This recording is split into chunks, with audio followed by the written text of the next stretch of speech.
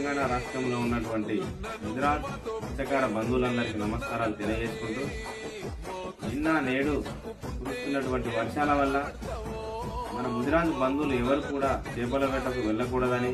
ఎందుకంటే ప్రమాదం పొంచి ఉంది కాబట్టి చేపల వేటకు వెళ్ళి ప్రమాదం తెచ్చుకోకుండా మన కుటుంబ బంధువులకు మీరు అండగా ఉండాలని, 2-3 రోజులు మీరు అసలే చేపల వేటకు వెళ్ళకూడదని తెలియజేసుకుంటూ, ప్రభుత్వం కూడా చెరువులు తెగినటువంటి కుంటలను కాపాడాలని, వాటికి తగిన జాగ్రత్తలు తీసుకోవాలని యాజమాన్యాన్ని అదేవిధంగా యంత్రాంగాన్ని అప్రమత్తం చేయాలని తెలియజేసుకుంటూ,